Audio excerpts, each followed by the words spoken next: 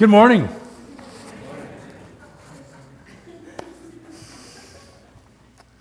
I have a confession to make. I have an addiction, besides chocolate and being right. And it's the Tour de France. And today is the last day of the Tour de France, which is a 3-week-long bicycle race for those who don't know what it is. So I have my full yellow hat on from, this is actually brought back to me from the Tour de France by a Mr. friend a couple of years ago who went, and my yellow shirt on, and which is the yellow jersey, which is the prize for winning the Tour de France, along with a lot of money and fame and accolades and stuff like that. So, and our talk title today is called "Go For It," and you might guess that in an athletic term that could be a really good thing to do. And I was sharing with Reverend Mary today that they were interviewing one of the young Americans who had been in his first Tour de France, and the Tour is a very tough race. I mean, 3 weeks long of doing basically about 125 miles on your bike, sometimes up into the Alps and the Pyrenees, usually at a very high rate of speed. And you might figure out that by the time you're finished with that, you're maybe a little tired. You know, I'd be tired after the first day and like that. And they asked him at the end of the race, they said, have you learned anything? You know, what have you learned about yourself?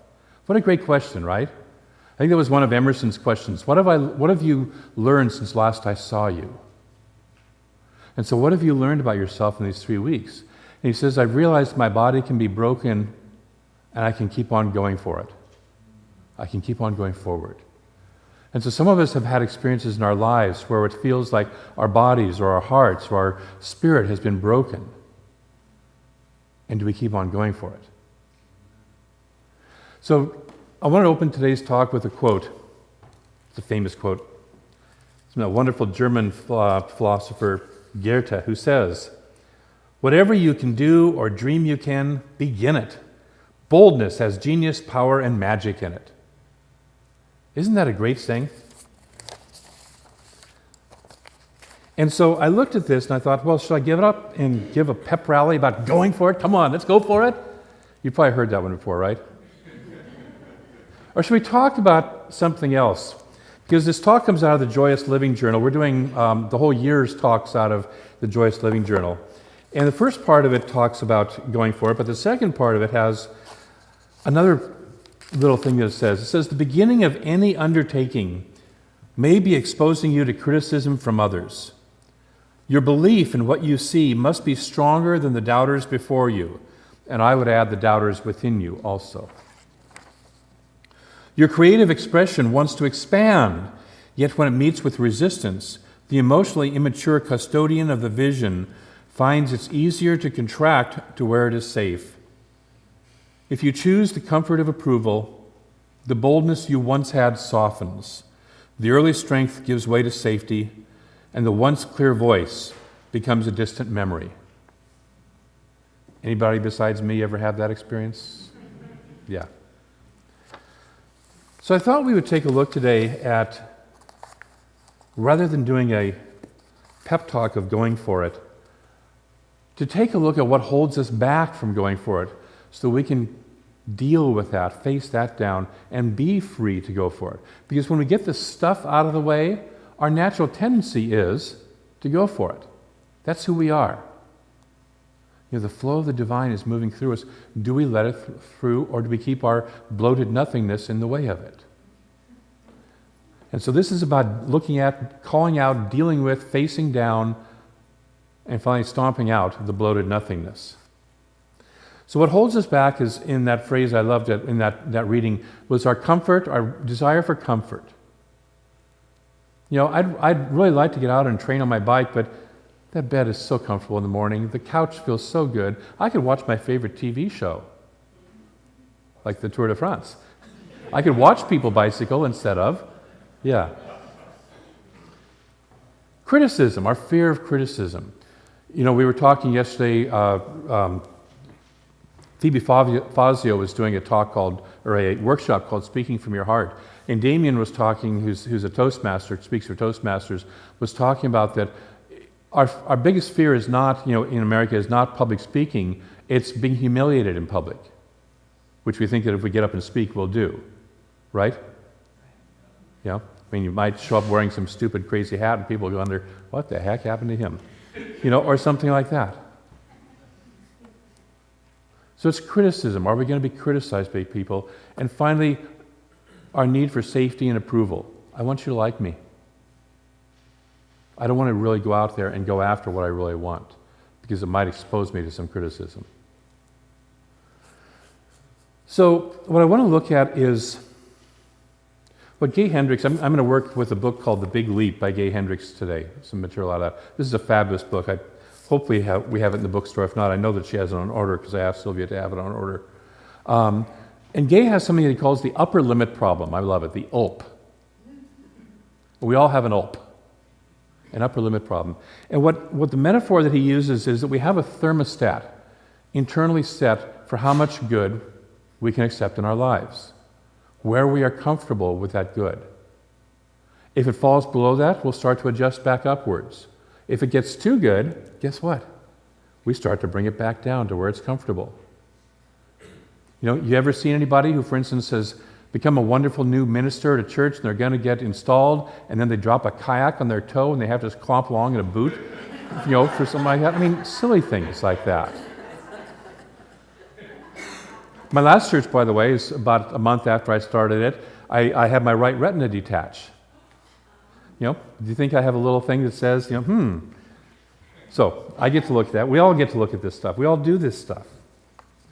This thermostat is set in childhood.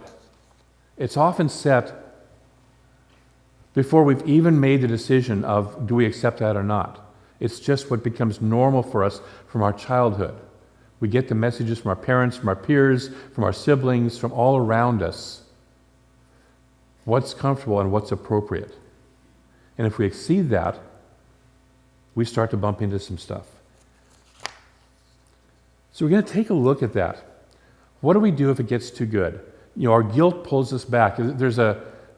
I've never actually tried this, but I'm told that if you take a pan of crabs, live crabs, and put them out, just a low pan that any crab could crawl out by it, and you put a whole bunch of the crabs in together, that if one tries to crawl out, the others will pull it back. That's our guilt.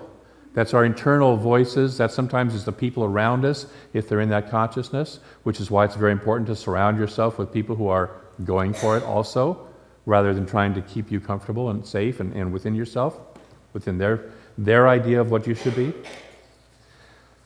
So what happens when we start to get over our limit is we hit what's called a cognitive dissonance. Cognitive dissonance simply means I can't hold two facts as being the same. So one, I'm being successful, and two, I shouldn't be successful. One, I'm being rich. Two, rich people are bad. One, I'm in love. Two, I'm not really very lovable. I'm in fabulous health, but everybody in my family dies young. Stuff like that. So we have what's called a cognitive dissonance. And we have to resolve it, and we do it one of two ways. Either we shrink back into what's normal for us, or we break through and we release the old beliefs. Guess which one I'm going to encourage us to do? Breakthrough. Go for it. All right?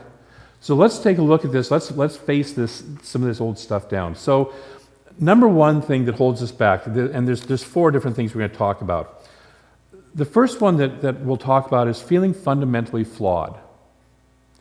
A whole lot of us, take a breath, a whole lot of us are walking around knowing that there's something wrong with us, or that we did something way back in the beginning of our lives that was so fundamentally wrong that we can never be forgiven, or that there's something completely wrong with us and we don't deserve our good. Take a breath. Because I know that there are some people in this room, I'm not going to ask you to stick your hands up, but you feel this. This has been running your life, consciously or unconsciously. And so what we do is we never go for the big things.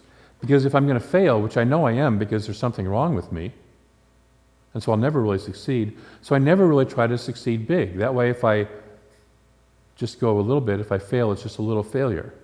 If I fall, it's just a little fall. Because if I go out there and really go for what I want and suddenly find out that I'm not good enough to have what I really want, then I feel like a total failure. My whole life will collapse. Right? Are we with? Yes? Keep breathing. Keep breathing. And so that's the first one that we have to look at, is I feel fundamentally flawed. And we're going to talk about how to work through this, by the way. I'm not going to leave you hanging here. Okay? So we play small. We play small to not trigger that off. We play small because we believe that's the safe place to play for us. Don't let me too far out because I'm basically wrong. If I get rich, I'll do something bad because I've seen other people do bad things when they're rich, so therefore I'll do something bad. And I don't see, no, wait, I'm a basically good person who, if I just had more money, would just basically do more good. So there's something wrong with this. The second one is what's called disloyalty and abandonment. What that says is, if I really get what I want, if I really succeed in my life, if I really have the life that I want, I'll lose my friends, I'll lose my family, and I'll end up alone. Any of you have ever said, it's like, yeah, but if I really made it, I won't be able to hang out with my friends here. Some of you know this feeling. Take a breath, breathe through. We're just calling it out. We're just bringing it to the surface. If you don't name it, you can't deal with it. So keep feeling, keep dealing, keep breathing. So disloyalty and abandonment. I will be disapproved of by my friends. I will be disapproved of by my parents. My mom or my dad never made that much money, so I can't make more money. My mom and my dad weren't happy in their relationship, so I shouldn't really have a happy, joyous relationship. And all that stuff. Keep breathing. That's number 2. Number 3.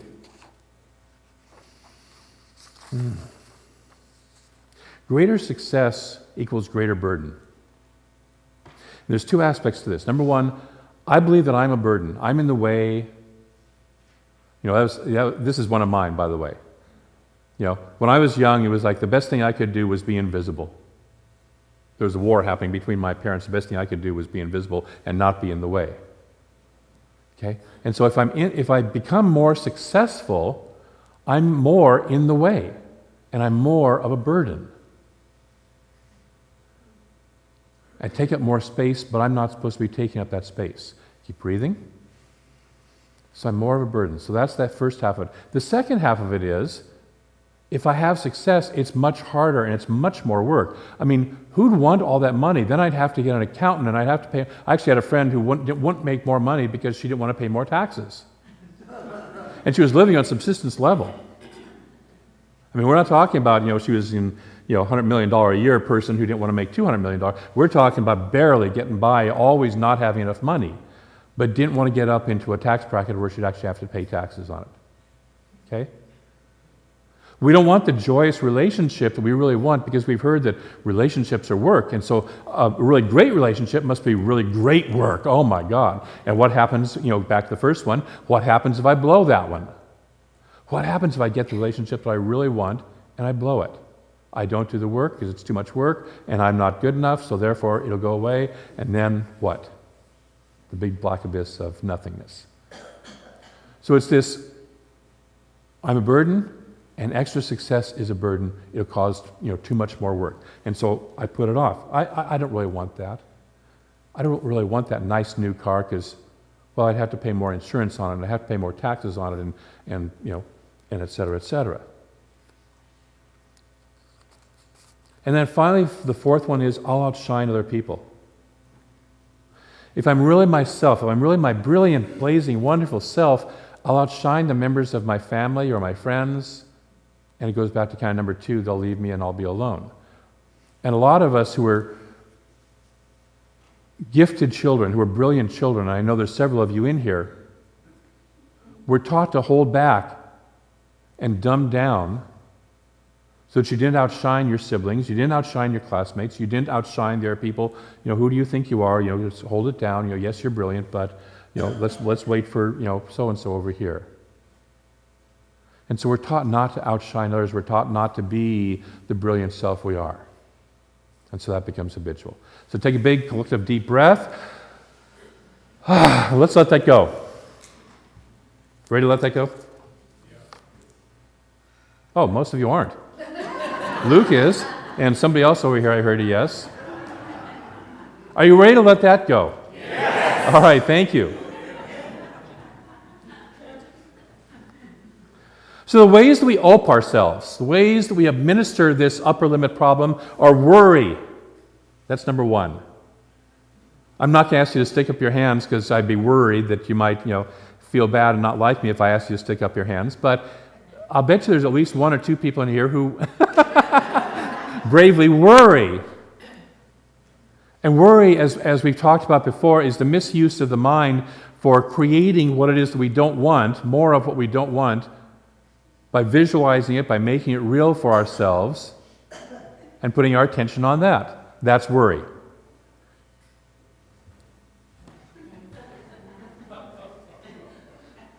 Number 2, criticism and blame. It's really fun to blame and criticize and point the finger out at others so I don't have to face myself. You guys all need to change. Me, I'm fine. I'm cool. I got it. It's you. Number 3, there's a story I want to tell on that, but I think I won't. Number 3, deflecting. What deflecting looks like is, that's a beautiful outfit you have on. Oh no, this old thing? Okay? You did a fabulous job on that. Oh no, anybody could have done that. That's deflecting. Somebody wants to tell you you're good. Somebody wants to tell you how fabulous you are, and you sit there and go, nope, not me. It's a false sense of modesty. It's a false sense of humility. It's ours to accept, yes, this is how good I am. Take a breath. You are that good. Each of you at some point in your life has done something really wonderful. How many, let's do hands on this one. How many of you at some point in your life have done something really wonderful? Big or small? A couple of you think you haven't. Okay, well, can't help you. But you have anyways. I know you have because you're alive. You did it wonderfully. And most of us want to say, well, I could have done it better. I could have done it this way. And that's called deflecting. Can you accept that you did something wonderful and you're beautiful and wonderful and brilliant because of that? Yes. Thank you. And so the way to break through that, by the way, is when somebody pays you a compliment, you just simply say, thank you. And that's it. Just thank you.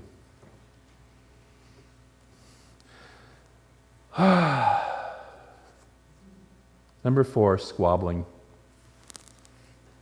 There's a great scene in the movie Annie Hall, the old Woody Allen movie, where he's running around the bedroom and he has these big obsessions of and this one particular time he's looking at he's working on who really assassinated Kennedy. Okay, and he's in the bedroom with his wife, and he's trying to enroll her in this whole big obsession that he has and this conspiracy theory that he has, and running around. And finally, she looks at him and she goes, the only reason you're really doing this is because you're afraid of intimacy with me. And he stops, and you're expecting some big retort from him, and he finally looks at her and goes, you're right. We get into fights, we get into squabbles, because we're afraid of being intimate. We do this with our families, we do this with our siblings, we do this with our parents, we do this with people that we love. Some people like to pick up fights because the make-up sex is just fabulous afterwards, instead of just saying, how can I have fabulous sex without the fight?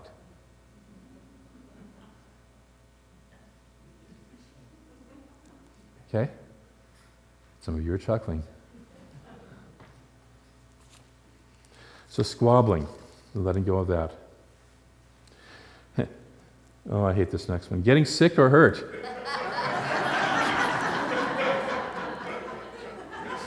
Enough said about that one.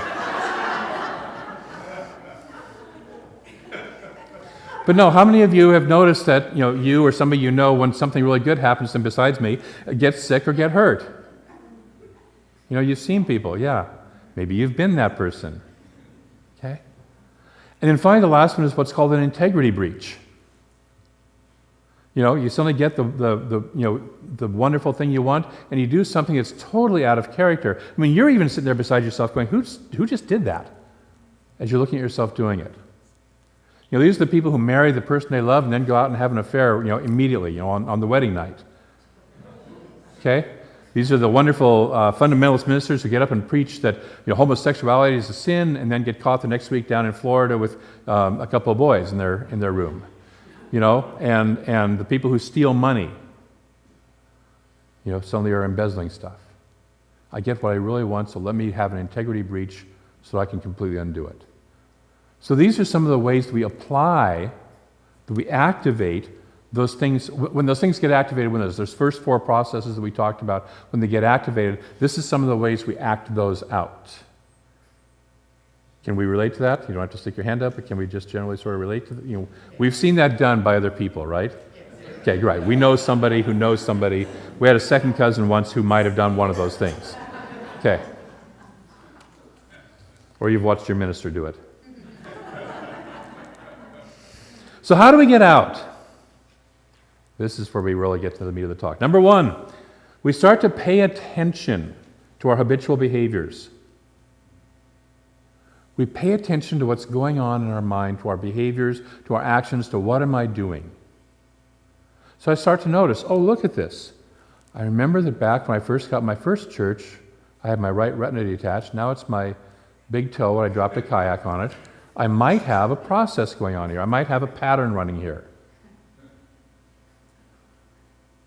For quite a while, I had every relationship I got into, I would lose my job within the first year of the relationship.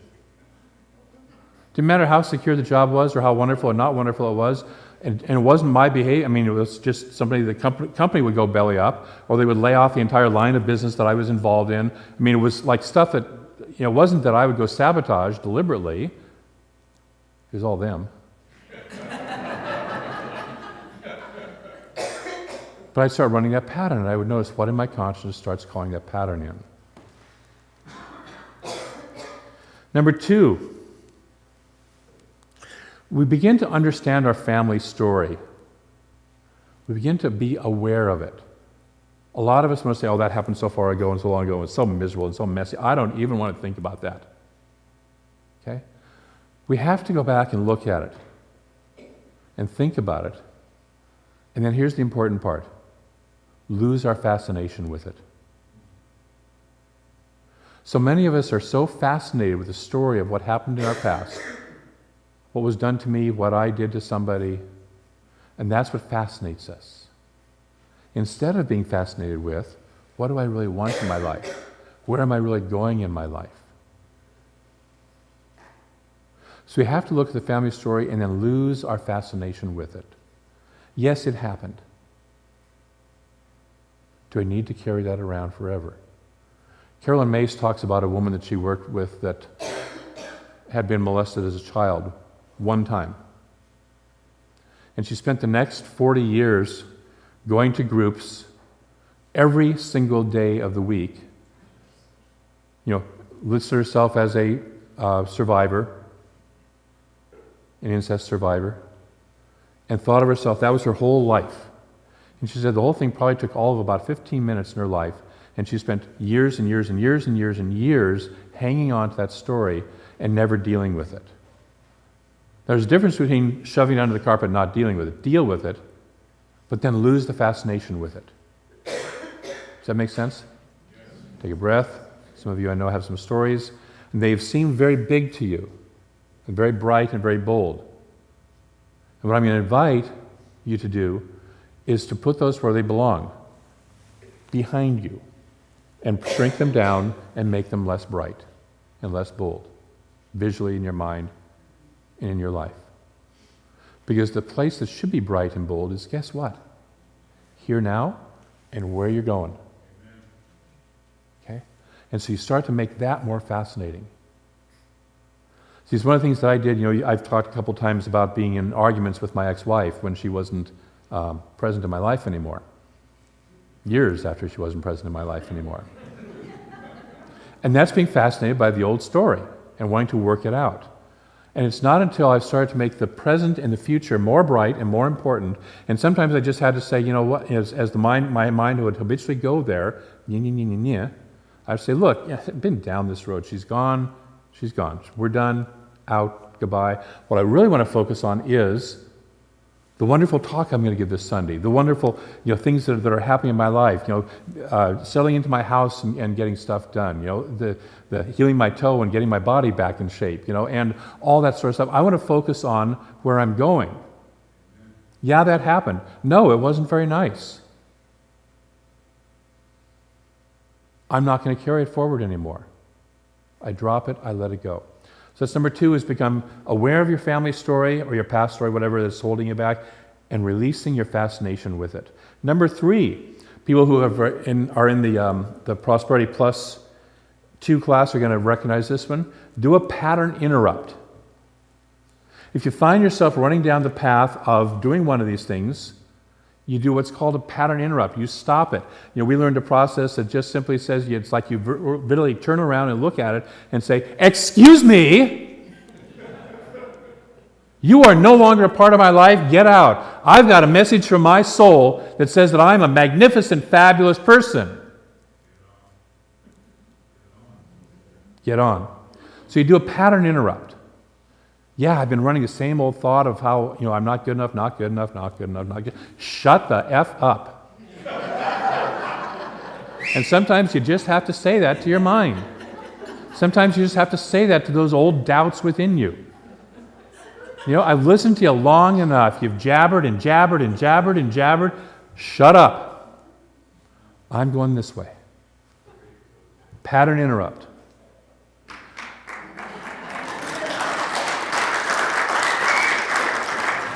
In the movie, What the Bleep Do We Know, they talk about our neurological pathways and kind of make them similar to, for those of us who are old enough to remember vinyl records. It's like taking the needle and running it across the vinyl because we're stuck in the same old groove, going neen, neen, neen, and finally you just take something and run it across the groove. That's a pattern interrupt. And number 4, become more fascinated with your vision. We already kind of talked about this a little bit. But become more fascinated with your vision.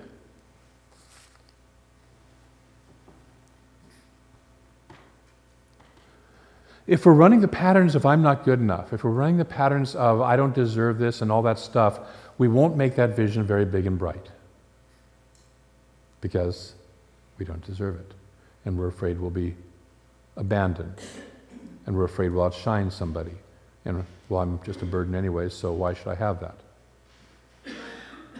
It's time to finally get over that and say, look, I'm a child of God. I'm an expression of the divine. I am the infinite in form. It's a fabulous quote by somebody.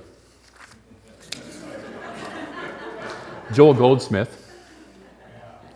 God is the mind of me, the life, the soul, the spirit, and God is my capacity. Got that? God is my capacity. I have access to the infinite intelligence, to infinite eternal life. I have access to infinite supply, infinite harmony, peace, and perfection, to all of these because I have access to infinity. Breathe. That's who you really are. You're not all that other stuff. We have used that as excuses to hold us back. It's the old Marianne Williamson, we're not afraid of our darkness, we're afraid of our light. That's our biggest fear. It's time to get up for us each to be over being afraid of our light. Most of us have been taught in some ways to be less brilliant than we truly are. It's time to be brilliant. As Mary said, the brilliance in our opening prayer, the brilliance of our love is what this world needs. The brilliance of our creativity and wisdom is what this world needs. It is time for us to step out and be that brilliant self that we are. So this week, I'm going to give you an assignment. First of all, you may or may not even know the vision that wants to come through you right now. You may sit there and go, I don't even know what it is. I have not even let myself know what it is. And so the first thing is, would you be willing to know what it is? Okay? If you don't know what it is, some of you say, yeah, I know what it is. I've been putting it on the back burner for years. I know what it is. And others of you, it's been kind of paved over so long, that voice seems so distant from the quote I did earlier that we've forgotten. But would I be willing to listen to that voice and know what it is? Yes. And then the second question I'll ask you is, would you be willing to feel and live better now? Yes. Okay?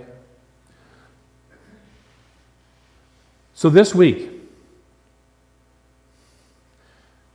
first be aware of how you sabotage your joy. And when you find yourself sabotaging your joy, it was funny when I caught myself a couple of years ago. Literally every time I would start to feel good, when my life would start to work, I would start to think of my ex-wife and the divorce. What a way to make myself back down in the temperature, right? And so I had to consciously say, you know what? I cancel that. And then I'd start to say, what can I do to, okay, I'm already feeling this much joy. How can I increase that? I remember I caught myself, the first time I really caught myself, I was driving from Clarkston up to Moscow, Idaho, to go grocery shopping, which they have some much better grocery stores than Clarkston did. And I'm driving through the beautiful Palouse area, which is these rolling wheat fields and soy fields, and it's very pretty. And I just started to become aware of the scenery around me and the beauty of I was going through and the cloud formations that were overhead. I started to say, wow, look at this beautiful. And I started to shift my focus from not just how good it is now, but even more good, even more beauty, even more joy. And you know what? After a while, I wasn't thinking of her. So you have to almost deliberately ramp yourself up past the temperature gauge and go, you know what? I'm blowing the top on that thermometer. Out of here. So you become aware of the ways that you sabotage your joy, and then you start asking yourself one of 4 questions. Number 1, am I willing to increase the amount of time every day that I feel good inside? And you sit with that question. How can I feel good inside today? Would I rather feel good or bad? Thank you. Whew. I realized that was a tough concept. Let's try it again. Would you rather feel good or bad? Good. Okay. Whew. I was worried about you for a minute. I was thinking maybe it was back in the Catholic Church. You know, suffering is a virtue there. It's optional here. You don't have to. In fact, we encourage you not to. Number 2, am I willing to increase the amount of time that my whole life works well? Yes. Great. And so contemplate that question. These are questions to take into meditation and contemplate this week. Number 3, am I willing to feel good and have my life work well all the time? Yes. And notice what comes up for you when I say all the time. Yeah, just notice. Because for some of you, it's like, I can't believe that's possible. Would you be willing? I'm not saying you have to know how. I'm not saying you have to make it happen. Would you be willing to feel good and have your life work well? Yes. Okay. And then number 4.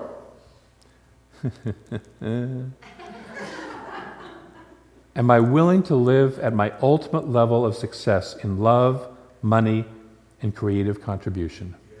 Yes. Not just where I'm decent at it, my ultimate level. Gay Hendricks calls it our zone of genius. He says we have a zone of excellence, which is where we do things well, but it's not the juicy heart-based stuff. Beyond that, there's what's called the zone of genius, which is where we're really doing what we were called here to do. And most of us settle for our zone of excellence. You know, I've done this job well. I'm good at it. It gets me by. You know, this relationship, it's okay. And my body, it's good. You know, it gets me around. You know, are we willing to go for our zone of excellence? Yes. Our zone of genius. Beyond that, the one where we're passionate about. So that's the ultimate level. That's what Joel Goldsmith talks when he talks about that we have access to infinity. So I want to close with a quote from Helen Keller, who says, how many of you know who Helen Keller is? How many of you don't? Let me rephrase that. How many of you don't know who Helen Keller is? Ooh, good. All right, everybody does. So she can say this. This is a pretty good thing to say. Security is mostly a superstition. It does not exist in nature, nor do the children of men as a whole experience it. Avoiding danger is no safer in the long run than outright exposure. Life is either a daring adventure or nothing. Are you willing to go on a daring adventure? Yes. Are you willing to go for it? Yes. Great. So let's pray about that. Let's take that into prayer. So we open up to that infinite love, joy, peace, creativity, We open to that infinite presence that is the magnificent, opulent expression, over the top abundance of this universe, of everything, of that joy, of that peace, of that harmony, of that good, of that power, of that creativeness, of that wisdom. We open to that. We recognize that that, in truth, is all there is. We've been bamboozled by illusions, dancing shadows. We turn from the shadows and we see the truth of the light that is, the infinite oneness that is. We allow ourselves to be aware that that is all. There's only that one life. And we are one of it. Because if it is infinite, we must be infinite. If it is the only life there is, we must be within that life. And so we are individualized points of that life, of that love, of that wholeness, of that great good. We are the individualized expressions of that with full access to all of it. We have access to infinity. As Emerson says, we are inlets and we may become outlets to the divine. And so I speak my word that each of us today, each of us who is here in this sanctuary, each of us who hears this, watches this on the video, each of us who encounters this idea at all says yes. Yes to the idea of opening to the infinity and letting that move through us. We get that bloated nothingness of our past out of the way of the divine circuits and we let it flow. We let it rip. We go for it. We let ourselves be the magnificent, powerful, beautiful, loving beings that we truly are, filled with light, filled with love, resourced by all that we need to express this, backed up by the universe. We say yes to that and we are willing to it. We don't have to figure out the how. We get out of the way of the mental how, don't know how, so I'm not even going to try. We say, I am willing whether I know how or not. I am willing. I say yes to the infinite self that I am. I let go of the smallness. I let go of the old shadows of the past. I make my vision, the vision that wants to come through me, whether I even know what it is or not, I allow it to be brighter and more full and more powerful than anything else. I say yes to that. Yes to the infinity that is trying to move through me. I say yes. And so I know that is the truth of each person here. That each of us is lifted by this consciousness, lifted by this concept, that we are lifted by the Spirit within us. And so I am grateful for all of the good that comes from this. I'm grateful for all that manifests. I'm grateful for each and every person who says and means yes, at whatever level we can say yes. And I'm grateful for the good that shows up in each of our lives because of that. And I'm grateful for the Spirit that is within, behind, and expressing as all of this, because we are sourced by Spirit. And so I release the how where it belongs, into the law, into that one mind that if you can dream it up, it knows how to do it and does it through us. I allow it to manifest in form in each of our lives in the most beautiful, perfect, individualized way that's perfect for each person here, that's beautiful for each person here, that's most powerful for each person here. We say yes to that good. And together we say, and so it is. Thank you.